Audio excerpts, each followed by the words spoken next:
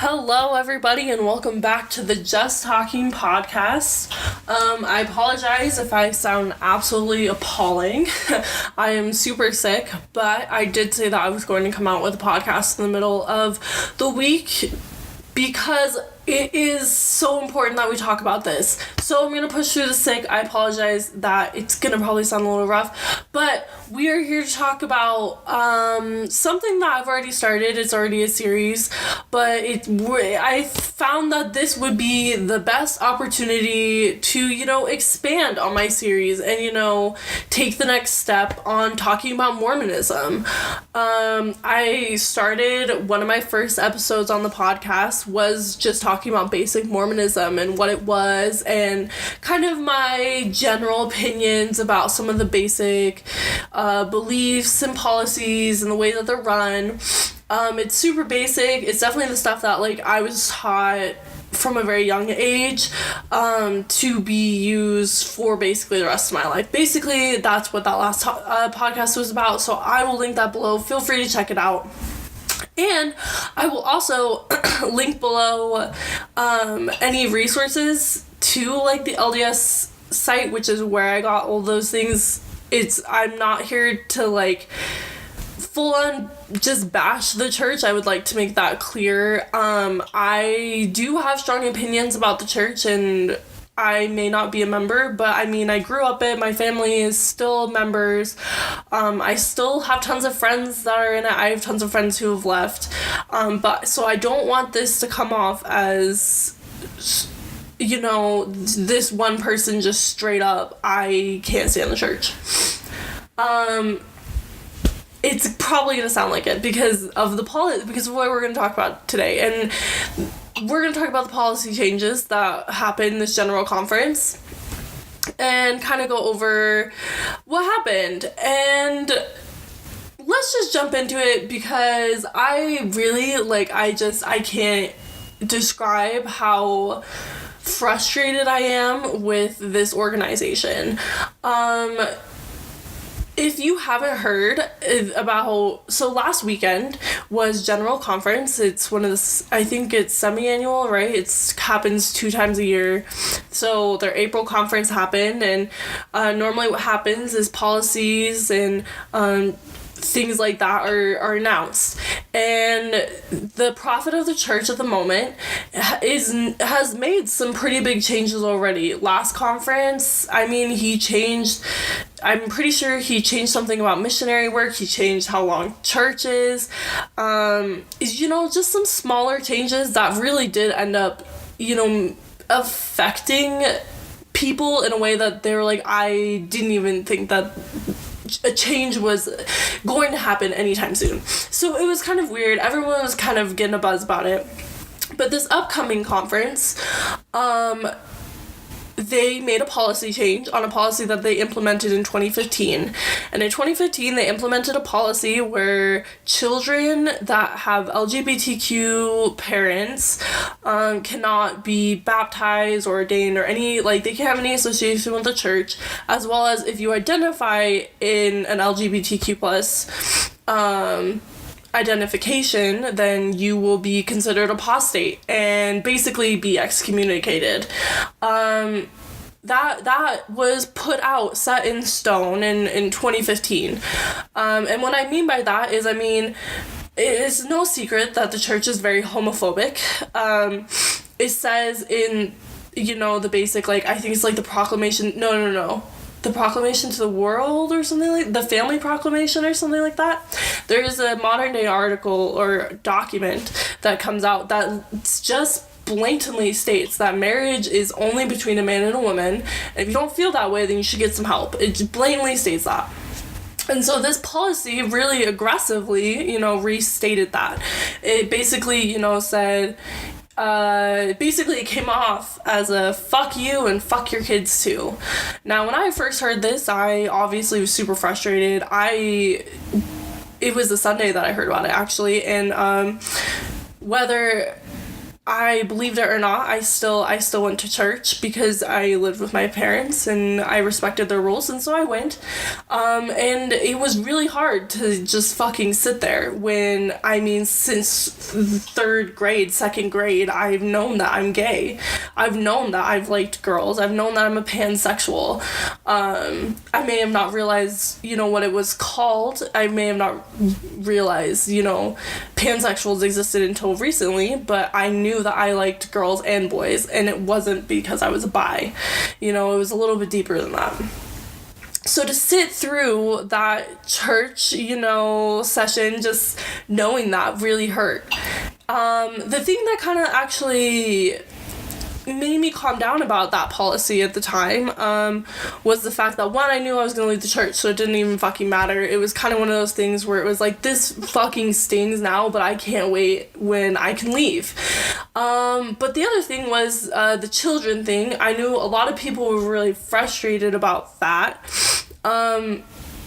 It's kind of a slap in the face to do that to kids. And so I talked to my mom about it. My parents talked to me about it, and my mom, she talked to me in a really sensible way where she was like, I can't speak for the apostate part, but I can talk about, if I personally, were LGBTQ+, I personally would not want my children to associate with a church that is not only, has a history, but it preaches against, what your how you live your life. And so my mom basically explained it that way. And so it made sense to me. It made a lot of sense. I was like, yeah, there's no way in hell I would ever want my kid to participate, in something that not only says that I'm going to hell, but says like that their parental figures, it causes a lot of drift when you think that your parental figure is in the wrong and you're living a righteous life. It causes some issues. So I definitely understood that. Did not agree with the apostate thing, but I just took it as ignorance of the church and went on. The reason why I explain that is because the recent policy change that came up this past Wednesday is that they basically reversed it. Russell Nelson just fucking reversed it, I guess. I don't know. I don't know how it got leaked, because it got leaked on a Wednesday. It wasn't on a weekend. It wasn't weighted till conference, which is kind of weird. And basically, it came out in an article that the church will no longer consider LGBTQ+ relationships or you feeling that way as an apostate. It will just be taken as a serious transgression, and that kids now will be able to, participate in church blessings and garbage like that. I don't mean to call it garbage. That's just how I say. That's just the derogatory way that I speak. I apologize. Anyways, but those like secret blessings and stuff. So I have so many issues about this. So many issues with this decision to reverse it, because the church comes out and says, they reversed it to cause light to, kind of the homophobia that's been happening, because ever since the policy in 2015 came out, it spread a lot of hate. It increased. I mean, there was secret hate, but I think that policy made it more clear that it's way more okay for members of the church to know, one, if you're gay, you can totally just confront someone about it, and two, if they don't want to change, then you can be aggressive about it because it's their salvation you're saving. That's basically the message that they are trying to reverse, that they put out there in the first place. And I think it's fucking crazy that it comes from a prophet who was the one who pushed the policy in the first place. Russell M. Nelson is a known homophobic. He's done so many talks about how he's just so against LGBTQ+ people. He was the one in 2015 that was one of the biggest advocates for this. And then randomly, he's the prophet that comes in to make all these crazy changes, and then he wants to make this big PR stunt and not even release it on the correct dates of conference and have this happen. It doesn't look good. It just doesn't look good. This is why it pisses me off. If it came from someone else, that probably would have been a lot better. If they reversed this policy in 4 more years, if they waited probably 4 more years, it hasn't even been a complete 5 years since the policies come out. It's only been 4. So if they waited, 8 more years, different prophet probably, that would definitely be fucking helpful. Not the dude to push it out, trying to save face. But, if they waited a couple years or just fucking didn't elect him as prophet, I don't fucking know.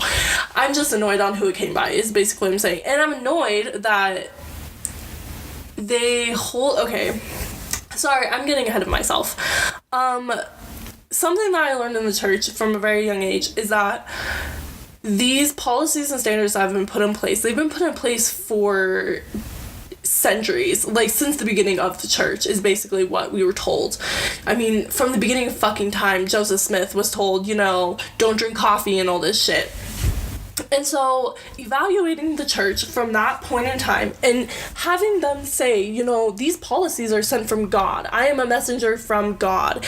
And, these specific things can't change for time and eternity because it's from God. But these specific things can often change every once in a while because God randomly tells me. That's what the history of the church looks like. I mean, let's start back with Joseph Smith on how I was saying with, the coffee thing. Joseph Smith, forever ago, established the word of wisdom. That past week, I've been Googling it, I didn't see it, but I didn't see a policy change, but I know that there's been talk of a policy change of allowing Mormons to start drinking tea and coffee again. Caffeine is totally fine. I'm pretty sure in the word of wisdom it talks about, insane consumption of meat needs to be, watched. That's not talked about ever. That's something super random I just thought of, but that's something that annoys me, that I'm like, you hold yourself on such high standards yet you don't even follow them yourselves.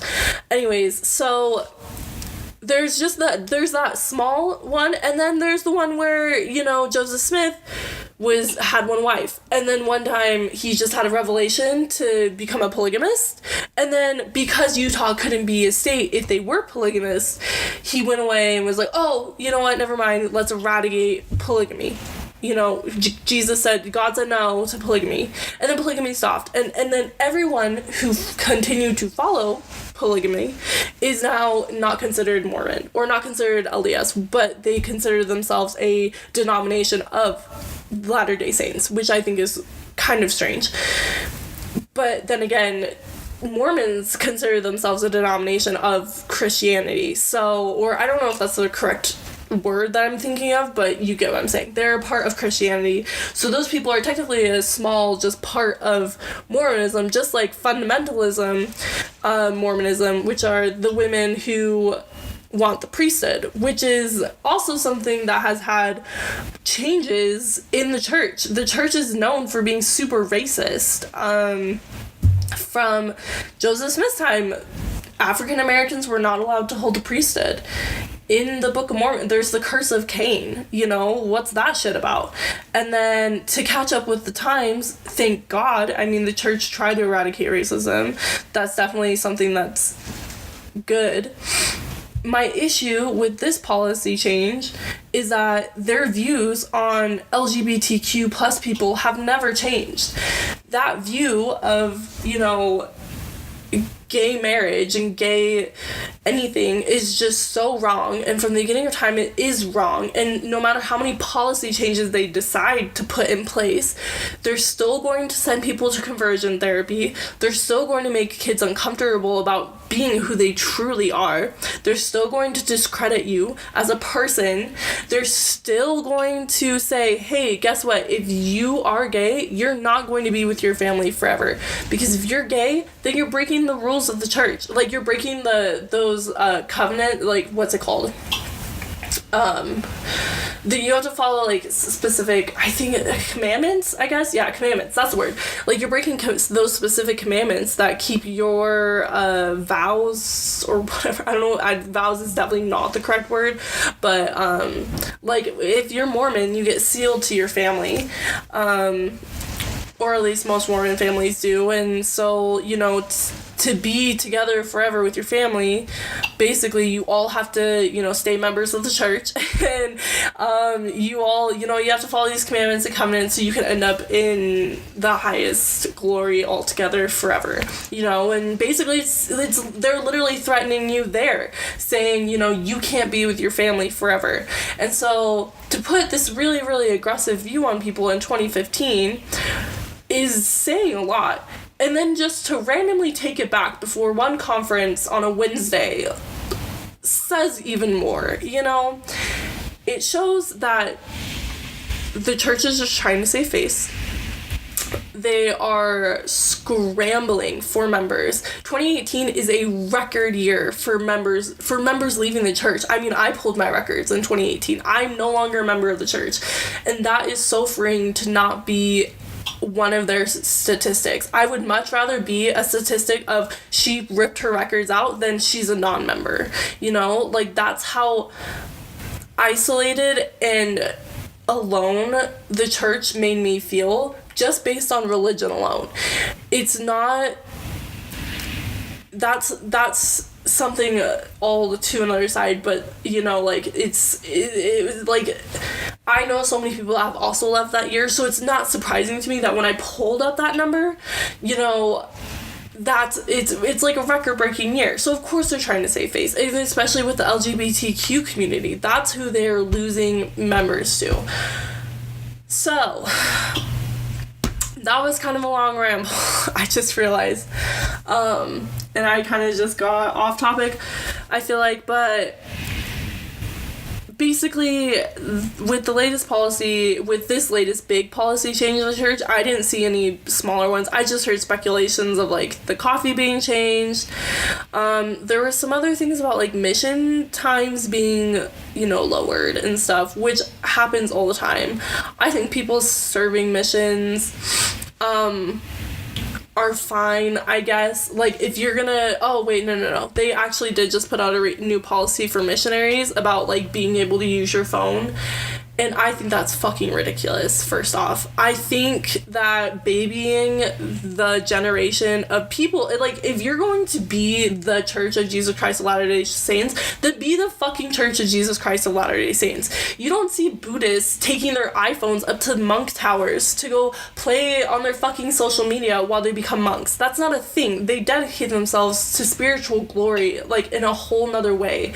And so if you want to be taken seriously as a church, then why don't you take your fucking missions that seriously? Like, I'm not saying cut them all off like what monks do, but, like, it's kind of actually ridiculous that the church has to babysit their younger members to not only try and convince them to go on missions, but to keep them out there because their members aren't strong enough or don't have the will to want to stay out there long enough because they I don't know if a lot of them realize, but it's hard for a lot of them.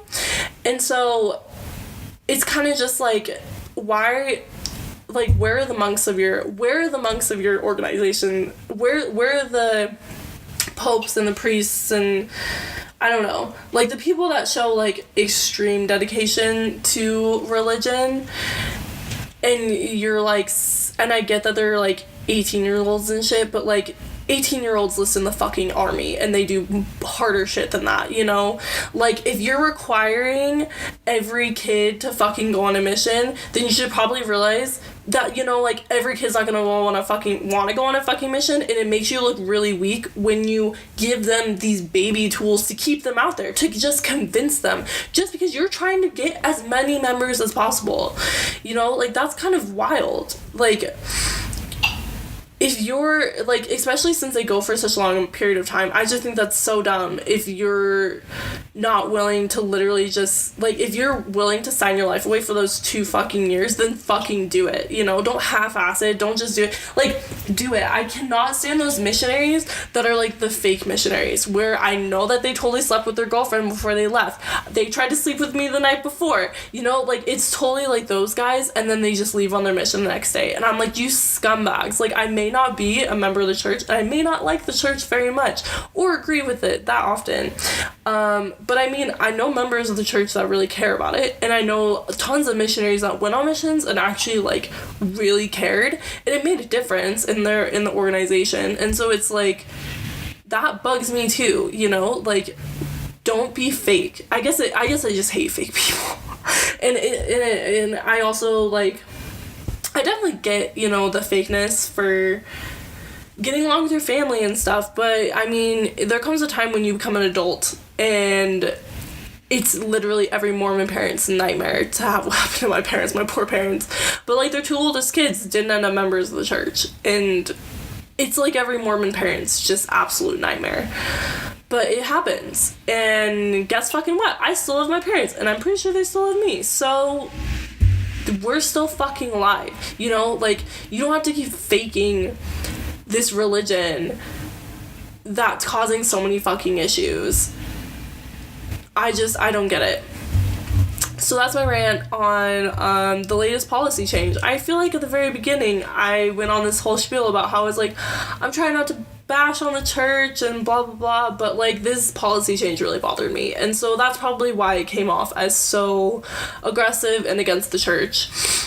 Because they tried to do something good. They said it was, you know, to help with the LGBTQ community, to make them feel included. Yet what they did was, you know, kind of reopen the can of worms, remind us that, yeah, it may not be an